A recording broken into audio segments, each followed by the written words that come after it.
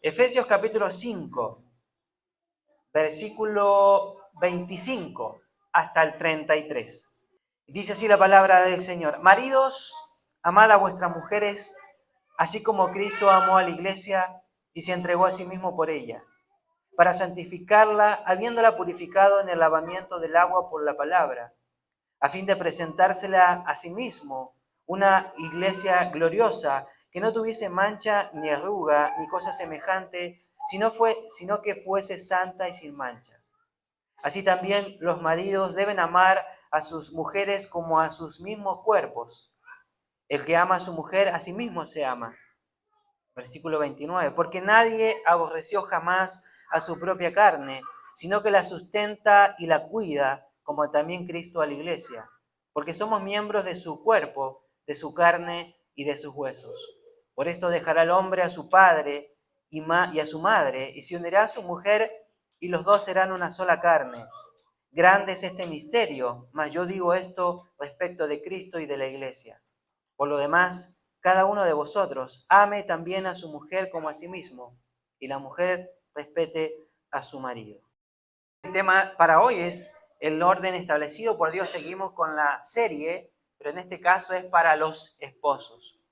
Ahora, lo interesante es que habíamos conversado el domingo pasado y el domingo anterior, cuando hicimos la introducción, que la misma caída que tuvieron Adán y Eva en el principio por causa de la desobediencia, ¿no?, al Señor, tuvo que ver con una perversión de las funciones propias de cada uno de los cónyuges. Eso lo estuvimos analizando en la introducción, ¿se acuerdan? Y la maldición de Dios que fue ocasionada al hombre y a la mujer por causa de la caída, esto también afectó en la relación entre hombre y mujer en el matrimonio. Por causa de la caída, el matrimonio se vio corrompido porque tanto el hombre como la mujer torcieron el plan de Dios para su propia relación. Invirtieron sus roles asignados y el matrimonio ha sido una lucha constante desde entonces. Eso lo estuvimos viendo en el capítulo, en el domingo anterior, cómo Dios tuvo que castigar a la mujer por causa de su desobediencia. La liberación femenina que tanto se habló también refleja los deseos distorsionados de la mujer y el machismo refleja los deseos distorsionados del hombre. A lo largo de la historia, la distorsión más preponderante de las relaciones dentro del matrimonio ha sido por parte del hombre más que de la mujer.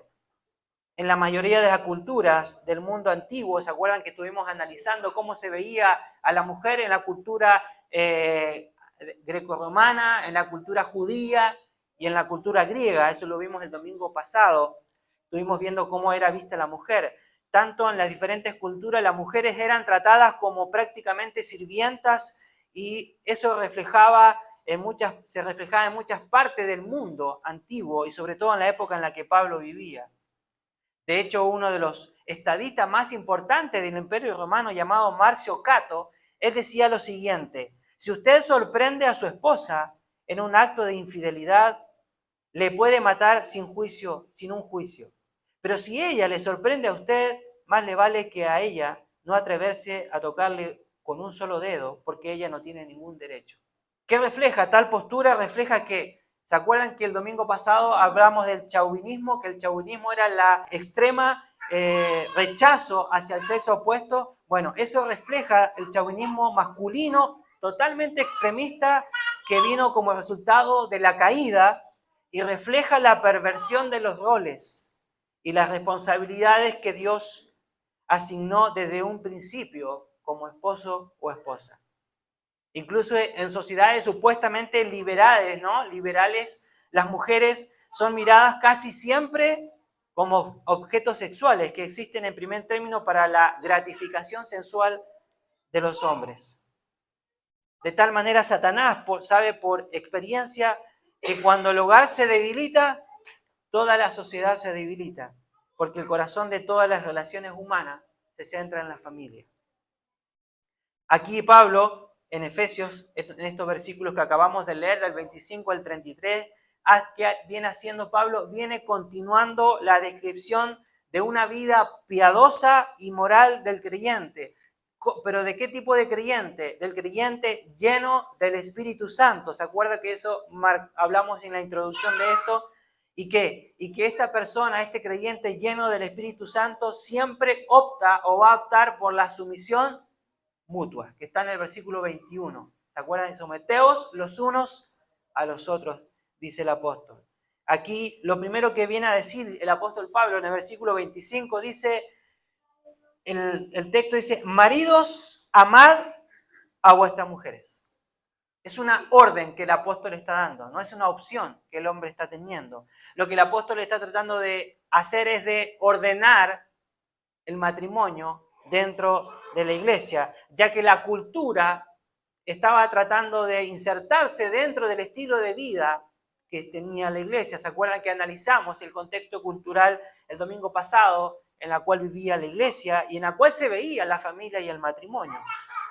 Cuando Pablo habla aquí, dice, marido, amad a vuestras mujeres, continúa la explicación sobre la sujeción mutua, ¿no? Que se menciona en el versículo 21. La sumisión fundamental del esposo a su esposa es por medio de su amor por ella. Y el apóstol deja en claro que se trata de un amor sin límites, porque pone el ejemplo, así como Cristo dice, es cabeza, así como Cristo dice, amó a la iglesia. En una época, Pablo escribe, ¿no? En un contexto, en una época en que la mujer carecía de un valor absoluto y era tratada con tanto desprecio, así como a tal punto como una esclava, el apóstol en esa cultura y de esa perspectiva de la familia exhorta aquí a los esposos a amar a sus esposas con el mismo amor con que Cristo amó a la iglesia.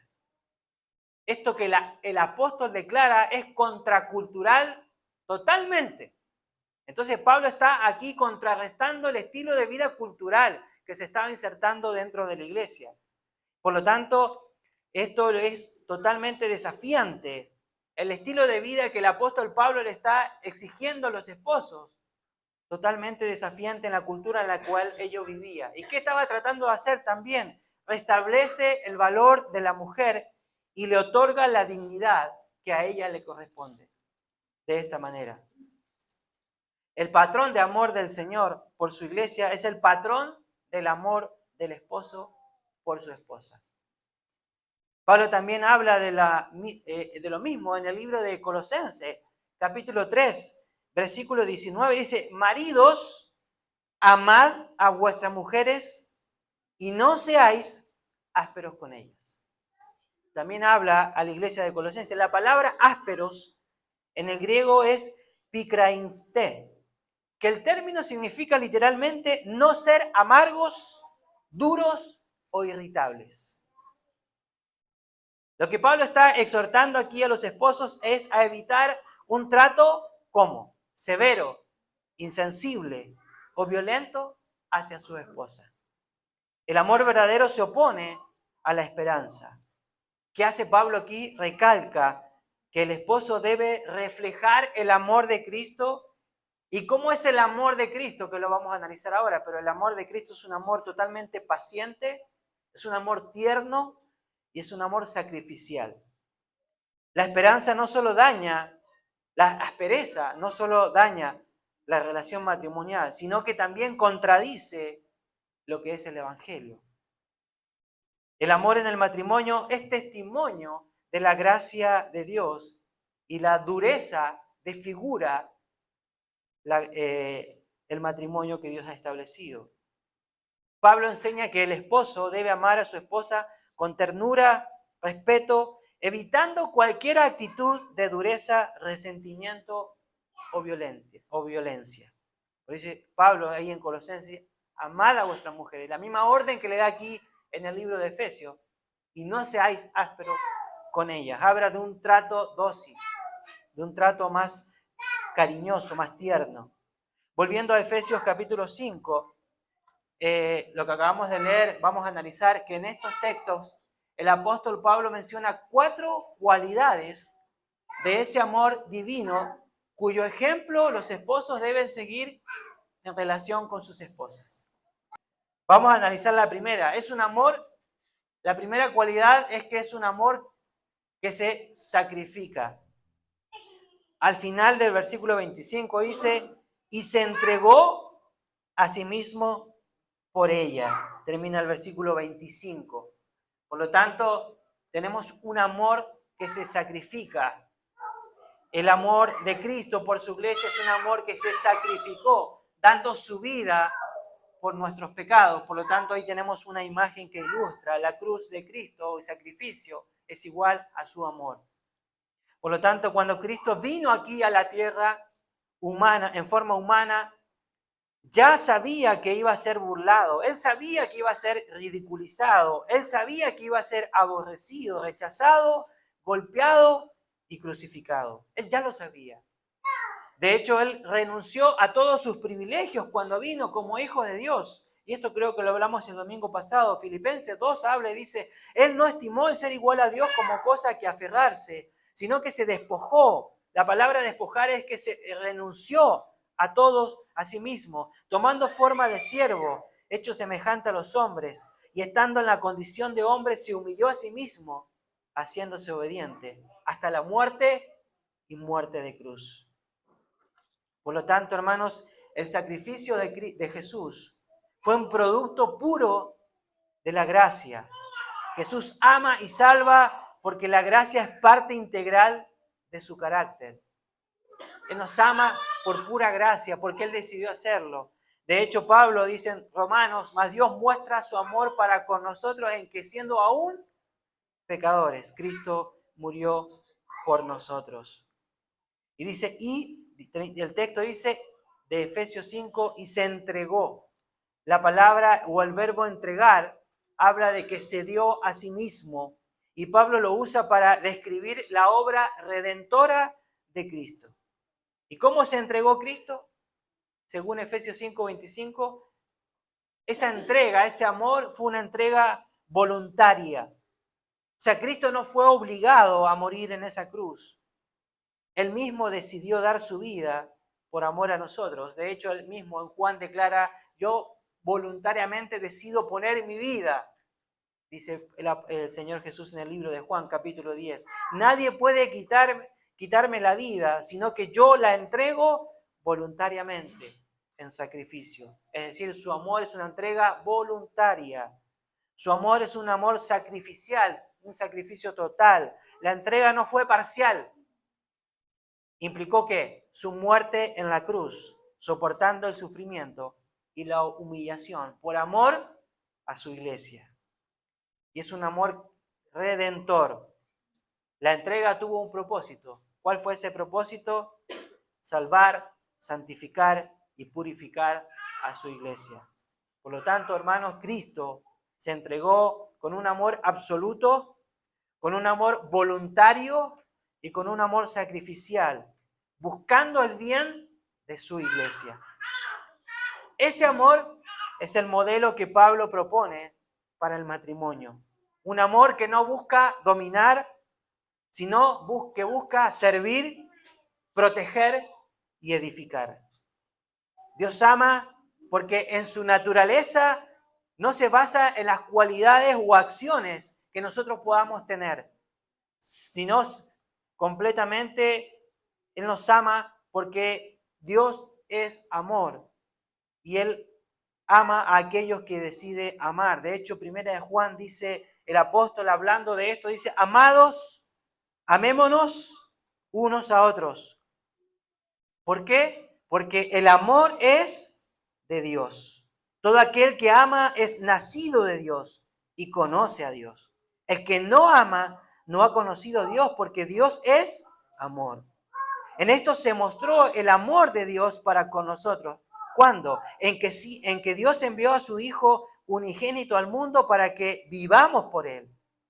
En esto consiste el amor. No en que nosotros hayamos amado a Dios, sino en que Él nos amó a nosotros y envió a su Hijo en propiciación por nuestros pecados. Amados, si Dios nos ha amado así, debemos también nosotros amarnos unos a otros. Nadie ha visto jamás a Dios. Si nos amamos unos a otros, Dios permanece en nosotros y su amor se ha perfeccionado en nosotros. Amar con el amor de Cristo no se basa en las cualidades o características de las otras personas, sino simplemente se basa en una identidad que nosotros debemos tener en Él. Debemos amar de la misma manera que Cristo amó a la iglesia. Por lo tanto, a un esposo no se le manda amar a su esposa por lo que ella sea o no sea.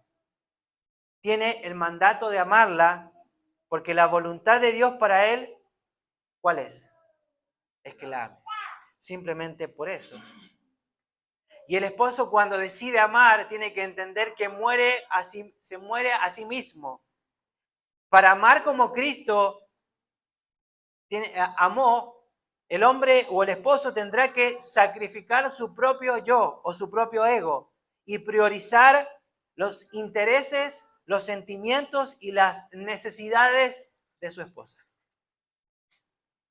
Cuando decidimos casarnos y tomar esa decisión, el hecho de tener a una esposa implicó que desde ese día nuestros propios intereses personales pasaron a un segundo plano, priorizando los deseos de mi esposa.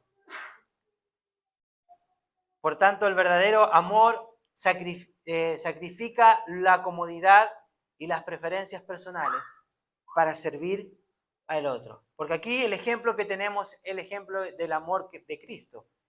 Ese es el ejemplo que debemos imitar y que Pablo aquí está exhortando a la iglesia. Dice, maridos, amad a vuestras mujeres o a vuestras esposas. Dice, así como Cristo amó a la iglesia. Es cierto que la intención de Dios es que el esposo también que admire obviamente a su esposa y éste sea atraído por ella, ¿no? Por su belleza, por su encanto. Por algo usted se casó con su esposa, ¿no? Hubo algo que la hizo diferente al resto de todas las mujeres, ¿no? Pero también, aunque a veces al pasar los tiempos y los años, ¿no? Las cosas vayan cambiando, ¿no? La mujer o el hombre se vaya transformando. El apóstol Pablo de aquí nos exhorta que el amor debe permanecer de la misma manera. Si desaparecen todas las características atractivas y aún las virtudes de la esposa, el esposo, él sigue bajo la misma obligación de amar a su esposa. De hecho, Jesús lavó los pies, ¿no?, de sus discípulos. ¿Por qué? Porque él amó a sus discípulos y buscó servirles, ¿no? No porque ellos merecían, ¿no?, que se les prestara el servicio que Jesús le prestó a lavarle los pies. De hecho, cuando Jesús le lava los pies a sus discípulos, él le dice, pues si yo, el Maestro, el Señor, he lavado vuestros pies, vosotros también debéis lavaros los pies los unos a los otros. Y en el mismo capítulo del libro de Juan, el capítulo 13, pero en el versículo más adelante, en el versículo 34, él les dice, después de haber expresado este ejemplo de servicio que él le hace lavándole los pies, él les dice, pero les doy un mandamiento nuevo, que os améis unos a otros, como yo os he amado, que también os améis unos a otros. Por lo tanto, tenemos que entender que el amor hace todo lo que sea necesario y no calcula costos ni méritos. Se extiende y ayuda, dirige, enseña, advierte o anima. Si algo se necesita, lo da. Por lo tanto, el cristiano que ama conforme a lo que otras personas pueden darle u ofrecerle, no está amando de la misma manera que Dios pide que debemos amar. El esposo que ama a su esposa solo por su belleza exterior o por su carácter amable, no refleja el amor sacrificial y profundo que Cristo expresó por su iglesia. El esposo que ama a su esposa por lo que ella pueda darle, ama como el mundo ama y no como Cristo amó a su iglesia. El esposo está llamado a reflejar ese amor sacrificial, es decir, poner las necesidades de su esposa por encima de las propias, incluso a costa de sí mismo. Ese es el amor que Pablo está poniendo el ejemplo como el amor de Cristo. Cuando un esposo ama de verdad, está dispuesto a entregar incluso hasta su propia vida por su esposa. Por eso, con amor sincero, acepta hacer ¿qué? Sacrificios más pequeños, dejando de lado que muchas veces, si es necesario, sus propios gustos, sus propios deseos, sus propias opiniones, sus propias preferencias y su propio bienestar. Siempre que sea necesario, ¿para qué? Para honrar y cuidar las necesidades de su esposa. Es decir, tiene que morir al ego a fin de vivir para su propia esposa. Porque eso es lo que exige la clase de amor que tiene Cristo, y esa habla también de una sumisión de parte del esposo hacia su esposa. ¿Se logra entender? La auténtica espiritualidad de un líder en la iglesia no se refleja principalmente en cómo conduce una reunión de diáconos, puse ejemplo acá, o ancianos, ni en su participación en la escuela dominical, ni siquiera en sus palabras desde el púlpito, sino en la forma amorosa y respetuosa en que trata a su esposa e hijos en el hogar, especialmente cuando nadie más está mirando. En ningún lugar se prueba mejor nuestra relación con Dios que en la relación que llevamos con nuestra propia familia. El hombre que actúa en su papel como dirigente espiritual en la iglesia, pero carece de amor y cuidado en su hogar, es culpable del más grave fraude espiritual. Es hipocresía, hermanos. Sin palabras más, palabras menos. ¿La clave dónde está? La clave está en que el amor del esposo no busca que dominar, sino servir y dar en lugar de esperar que le den. Este es el primer tipo de amor, la primera característica. La segunda es el amor que purifica. Versículos 26 y 27. ¿Sí? Ahí tenemos los dos, el matrimonio orando, ¿no? Dice versículo 26, para santificarla, habiéndola purificado en el lavamiento del agua por la palabra, a fin de presentársela a sí mismo una iglesia gloriosa, que no tuviese mancha ni arruga ni cosa semejante, sino que fuere santa y sin mancha. Para santificarla, la palabra santificar o santificarla es agiasai, que significa separar para Dios, consagrar a ser santa. O sea, el matrimonio, en analogía con el sacrificio de Cristo, busca que la edificación y la santificación mutua. Es decir, ¿cuál es la función del esposo aquí? El esposo ayuda en la santificación de su esposa como colaborador en su crecimiento espiritual y en un cuidado integral. Pero ¿cómo lo hace? ¿Cómo ejerce el esposo esta función? El esposo, al amar a su esposa con entrega y servicio, ¿qué hace? Crea un ambiente donde ella puede crecer en fe y plenitud. Y ahí dice que es santificada por la palabra. Cristo santifica a la iglesia por medio de su palabra viva y eficaz. El esposo ayuda a su esposa en la santificación cuando ¿qué? Cuando promueve en su propio hogar la vida espiritual. ¿A través de cómo? A través de la lectura bíblica, a través de un tiempo de oración, a través de un diálogo en el ámbito espiritual y a través del apoyo en la práctica de la fe y en su educación y su dirección en sus hijos, guiándolos e instruyéndolos en los caminos del Señor. Es responsabilidad del esposo, del varón de la casa, guiar y orientar y dirigir a su familia en la vida espiritual. Es la responsabilidad del esposo alimentar espiritualmente a su esposa para que ella pueda cada día ir santificándose, consagrándose y purificándose al Señor. Por lo tanto, el deber del esposo es liderar a su familia en el camino hacia Dios, acompañándolos con una vida entregada y consagrada para que juntos crezcan en integridad y santidad. Cuando el esposo no abraza con amor y compromiso su llamado en el hogar, está dejando de cumplir el propósito que Dios ha establecido y se opone a la guía de su palabra. Y se opone a lo que Dios estableció a través de su palabra. La pregunta que debemos hacernos a nosotros mismos, los esposos, en esta mañana es lo siguiente. ¿Es mi esposa más como Cristo por haberse casado conmigo? O la siguiente pregunta que debemos hacernos, ¿o acaso es más como Cristo a pesar de mí? Entonces, es nuestra responsabilidad, hermanos, como esposos, velar por la vida espiritual de nuestra familia y de nuestro hogar. Es nuestra labor, es nuestra responsabilidad. No podemos delegar esa responsabilidad a nuestras esposas. Es nuestra labor como esposos guiar y orientar no solo a nuestras esposas, sino a nuestros hijos en los caminos del Señor. Cuando el amor de un esposo por su esposa es como el amor de Cristo por su iglesia, va a procurar de manera continua ayudar a purificarla de cualquier clase de impureza y vicio.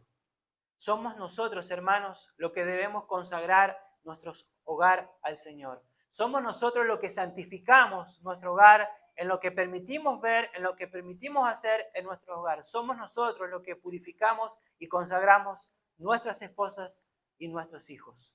Por eso es sumamente importante que nosotros podamos entender este rol, asumir nuestra responsabilidad como varones y hombres que Dios nos pide a través de su palabra. La santificación es un proceso continuo, pero es un proceso que se da dentro de la familia, donde cada uno ayuda al otro. Es una consagración comunitaria. El esposo ayuda a su esposa, pero también la esposa debe ayudar a su esposo y a su hogar para la santificación de toda su casa. Jamás el esposo llevará a su esposa de una manera imprudente a un lugar o en lugares que no lleva a la santidad a su esposa. No debe tampoco exponer a su esposa a lugares que no son dignas de ella.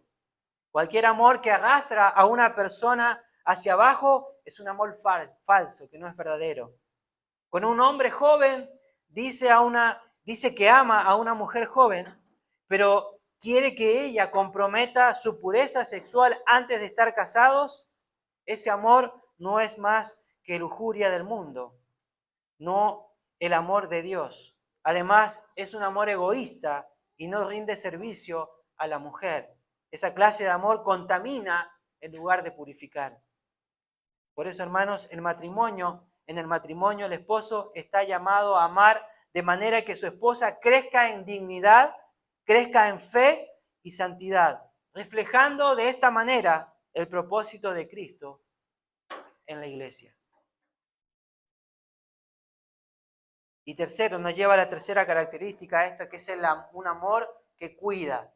Versículo 28 al 30. Dice, así también los maridos deben amar a sus esposas como a sus mismos cuerpos.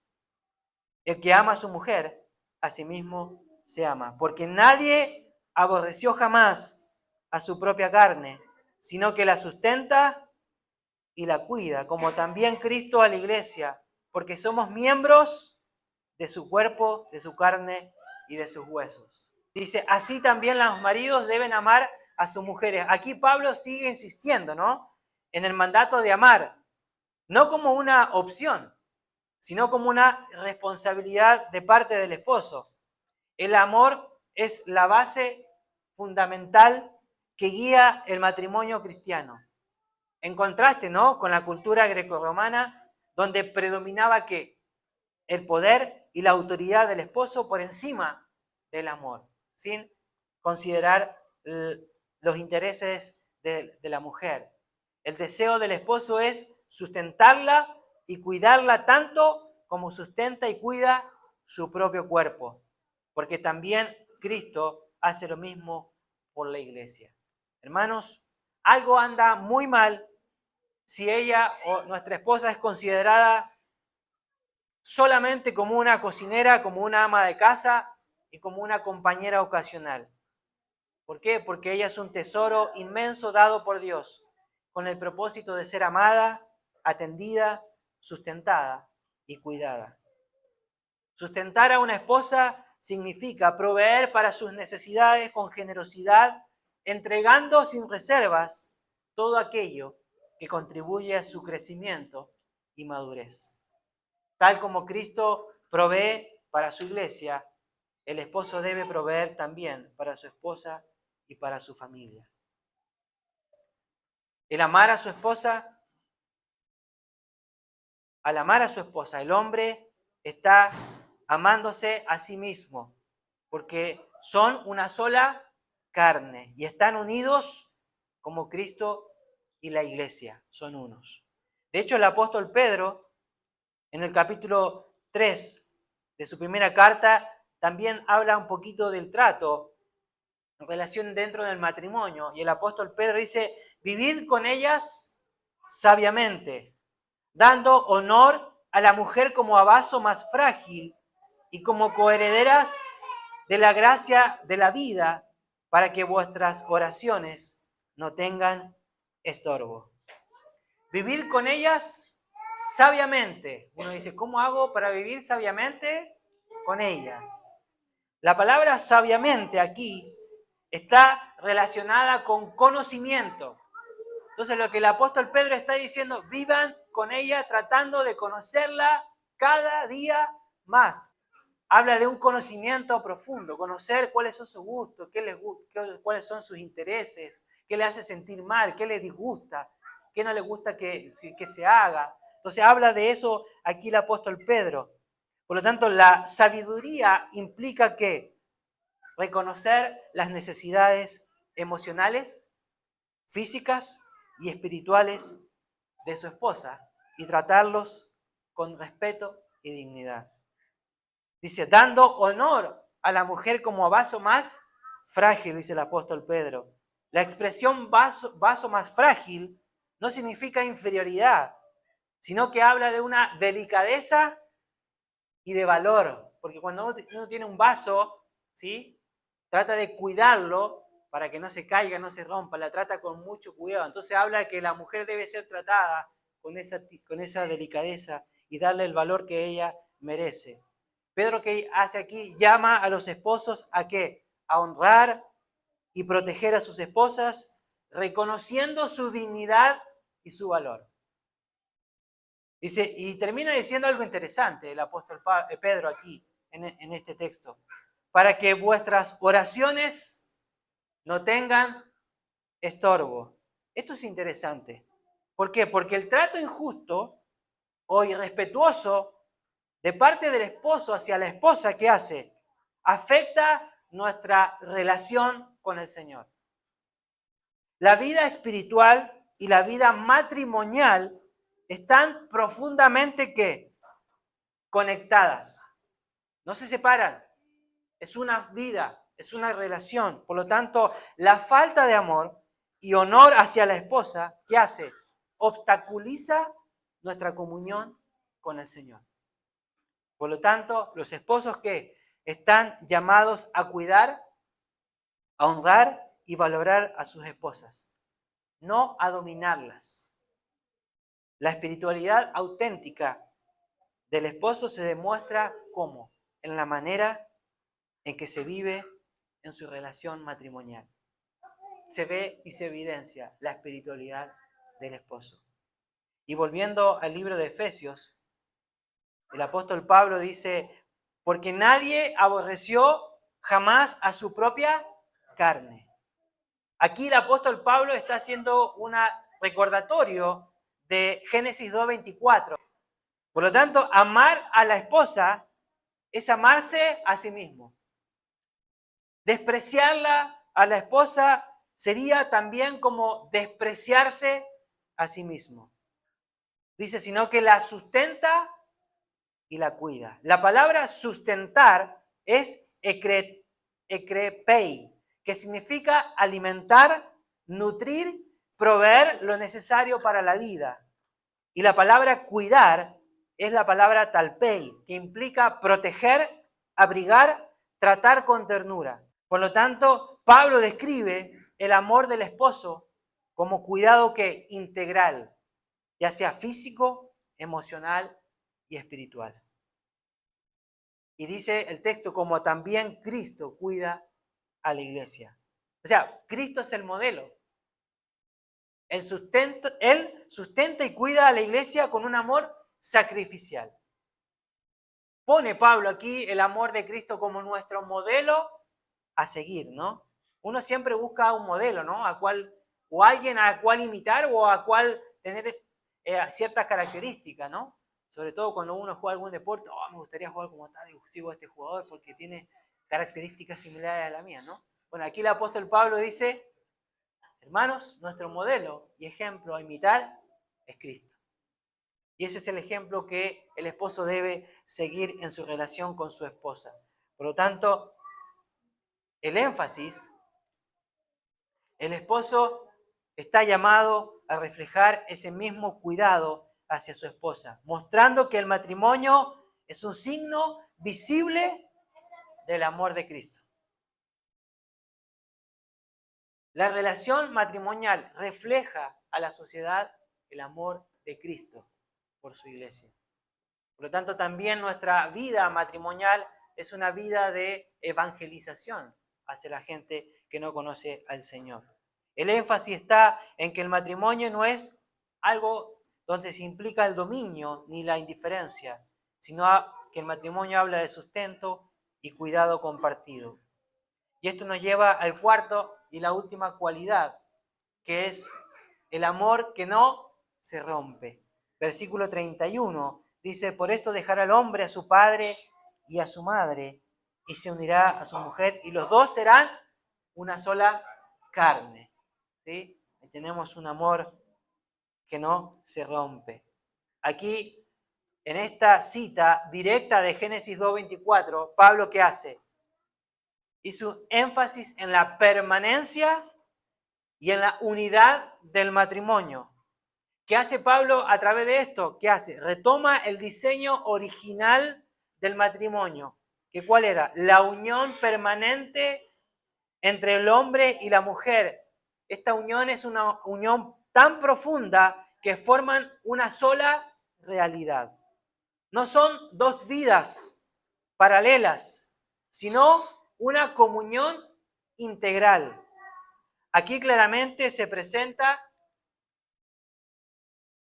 un ideal para una época, ¿se acuerdan del contexto cultural?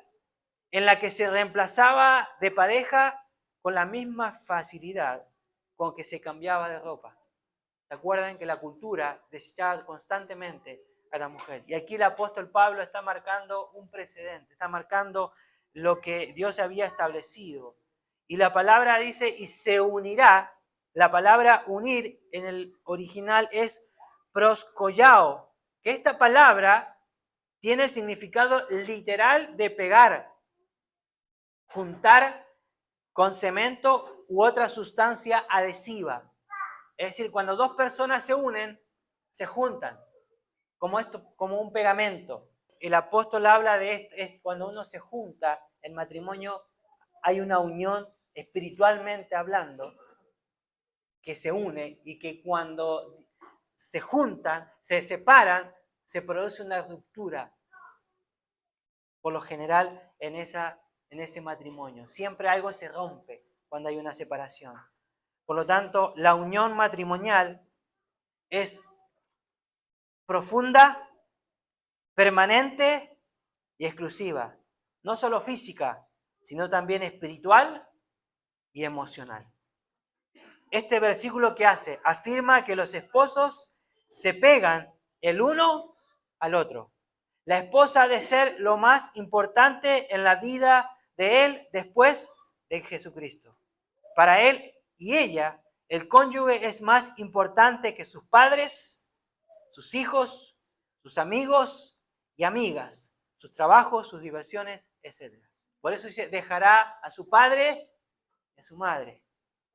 Cuando el hombre o la mujer se casa y sale de su hogar, forma una nueva familia. Y esa familia es su prioridad. Y lo demás pasa a un segundo plano. ¿Sí? Por lo tanto, ¿esto qué demanda? Demanda tiempo, comunicación, sensibilidad y lealtad.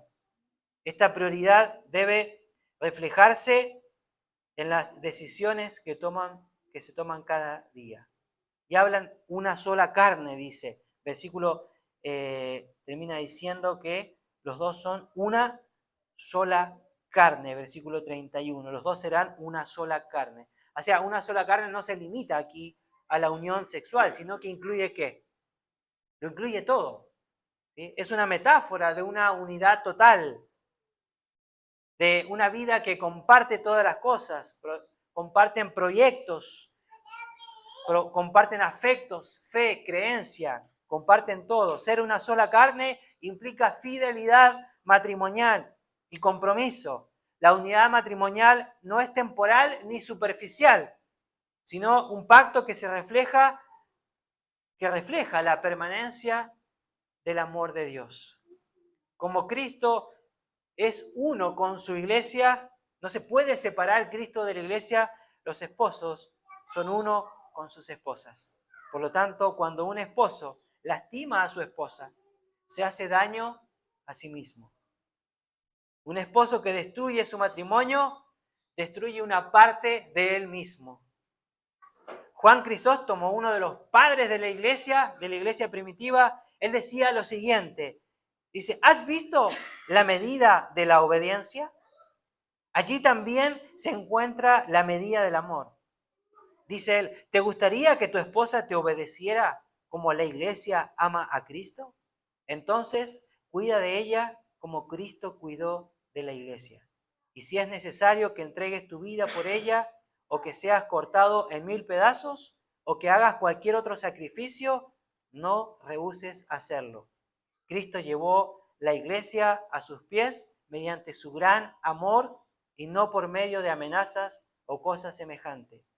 Y así también debe ser tu conducta hacia tu esposa, declaraba él. Por lo tanto, este versículo que enseña que el matrimonio es una unión única y sagrada, establecida por Dios desde la creación. Y Pablo termina diciendo en el versículo 32, porque grande, dice, es este misterio, mas yo digo esto respecto de Cristo y la iglesia. ¿Se acuerdan que Pablo en Efesios utiliza mucho esta palabra misterio? Que habla de un lenguaje, en el lenguaje paulino no significa algo que está oculto para siempre, sino algo que Dios había diseñado desde el principio de la creación. Por lo tanto, este misterio es grande, dice. ¿Por qué? Porque este misterio, ¿qué hace? Revela una realidad profunda. ¿Cuál es? El amor conyugal es una imagen visible del amor de Cristo por su iglesia. El amor del matrimonio es una imagen visible a la gente, a la sociedad, del amor de Cristo por su iglesia. El misterio es grande, ¿por qué? Porque revela el corazón del evangelio. ¿Qué cuál es? Amor, unidad y entrega mutua. La motivación más grande para que un esposo ame, purifique, proteja y cuide a su esposa, ¿cuál es? Es el amor de Cristo, que purifica, protege y cuide a su propia esposa, que es la iglesia. Y Pablo termina diciendo aquí, por lo demás, cada uno de vosotros ame también a su mujer, como a sí mismo, y la mujer respete a su marido. La palabra por lo demás, aquí en el griego es una palabra pequeña, ¿no? Que es plen.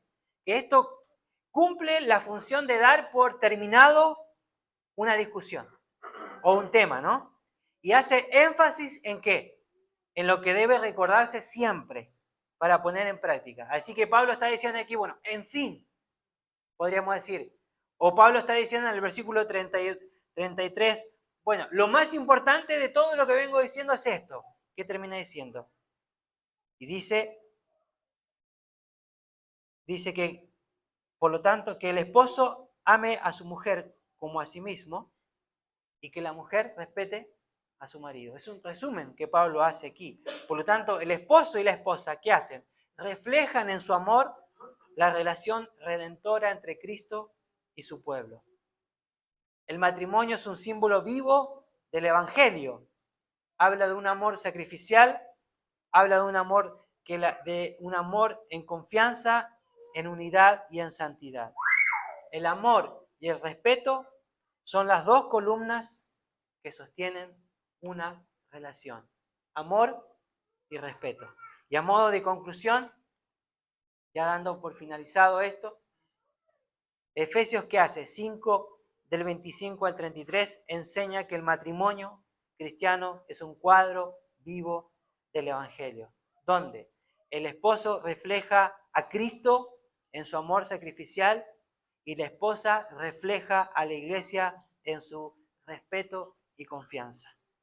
Por lo tanto, la verdadera autoridad en el matrimonio no se ejerce con dominio, sino con estas dos columnas, con amor que se entrega y respeto que edifica. Amén. Gracias por escuchar este audio. Esperamos que haya sido de bendición para su vida. Para más videos y prédicas ingrese a nuestro canal de YouTube.